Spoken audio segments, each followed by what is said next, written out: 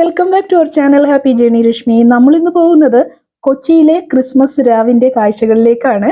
അതോടൊപ്പം ഏഷ്യയിലെ തന്നെ ഏറ്റവും വലിയ നാച്ചുറൽ ക്രിസ്മസ് ട്രീയുടെ ലൈറ്റപ്പും അവിടുത്തെ ആഘോഷങ്ങളും ആരവങ്ങളിലേക്കും ആണ് ഞാൻ നിങ്ങളെ ഇന്ന് സ്വാഗതം ചെയ്യുന്നത്.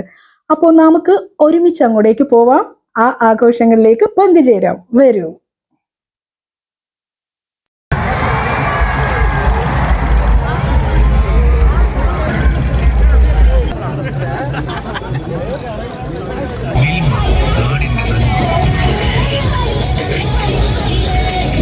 ഈ ആഹ്ലാദ വേളയിലേക്ക് നിങ്ങൾ ഏവരെയും സ്വാഗതം ചെയ്യുന്നു.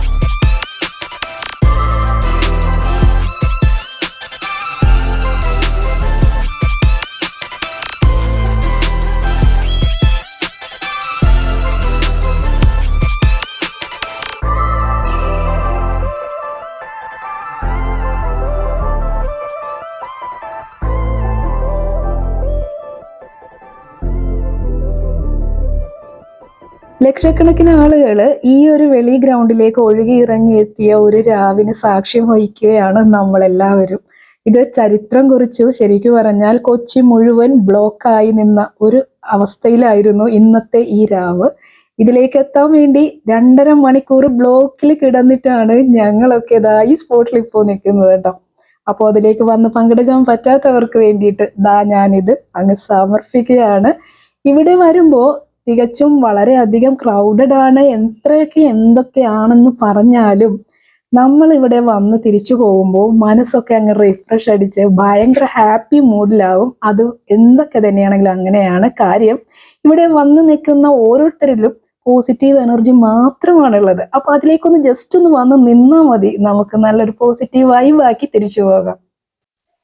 ആട്ടവും പാട്ടും ഒക്കെ കഴിഞ്ഞ് ക്ഷീണിതരായി വരുമ്പോൾ ഇവിടെ ഒരു സർക്കിൾ ഉണ്ട്, ഫുഡ് സർക്കിൾ റെഡിയാക്കിയിട്ടുണ്ട്.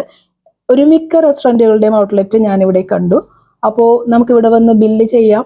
ബില്ല് ചെയ്ത് കൂപ്പൺ എടുത്ത് ഫുഡ് കഴിക്കാനുള്ളവർക്ക് അങ്ങനെ എല്ലാം ചെയ്തിട്ട് തിരികെ പോകാനുള്ള പറ്റും. അപ്പോൾ അങ്ങനെ ഒരു കാര്യം ഇക്കൊല്ലം ഇവിടെ നല്ല രീതിയിൽ ചെയ്തിട്ടുണ്ട്. ഞാനിതിനെ ഈറ്ററി പാർക്ക് എന്ന് പറയുന്നു, ഞാനിട്ട പേരാണ്. ഏകദേശം ഒരു പാർക്കിന്റെ ഒരു ആംബിയൻസിൽ ഓപ്പൺ എയറിൽ ഇരുന്ന് ഫുഡൊക്കെ എൻജോയ് ചെയ്യാം. പല പല ഔട്ട്ലെറ്റുകളുണ്ട്. നമുക്ക് ഏതാണോ വേണ്ടത് അതൊക്കെ ചൂസ് ചെയ്യാൻ പറ്റും. ബില്ല് ചെയ്യുക, കൂപ്പൺ എടുക്കുക, പോയിരുന്ന് നല്ലതായിട്ട് എൻജോയ് ചെയ്യുക. സീറ്റിങ്ങും കാര്യങ്ങളും ടേബിളും ഒക്കെ അറേഞ്ച് ചെയ്തിട്ടുണ്ട്. അപ്പോൾ അങ്ങനെയെല്ലാം റിഫ്രഷ് ഒക്കെ ചെയ്ത് നമുക്ക് തിരികെ പോകാൻ പറ്റും. ഇവിടെ ന്യൂ ഇയർ പാപ്പാന് റെഡിയാക്കി നിർത്തിയിട്ടുണ്ട്. കവർ ഇതൊക്കെ വെച്ചിരിക്കുകയാണ്, ന്യൂ ഇയറിന് കത്തിക്കാനുള്ളതാണ്. ഇത് വെളി ഗ്രൗണ്ടിലാണ് ഇത് അറേഞ്ച് ചെയ്തിട്ടുള്ളത്. മെയിൻ ആയിട്ടുള്ളത് പരേഡ് ഗ്രൗണ്ടിലാണ്. കഴിഞ്ഞ വർഷം ഇവിടെ ഇതിപ്പോൾ സജ്ജമാക്കിയിട്ടുണ്ടായിരുന്നെങ്കിലും ഇവിടെ കത്തിക്കാൻ അനുവാദം ഉണ്ടായിരുന്നില്ല. 2 അങ്ങനെ കത്തിക്കാൻ പാടില്ല എന്ന് പറഞ്ഞിരുന്നു. ഇക്കൊല്ലം എങ്ങനെയാണെന്ന് അറിയില്ല, എന്താണെങ്കിലും സെറ്റാക്കിയിട്ടുണ്ട്.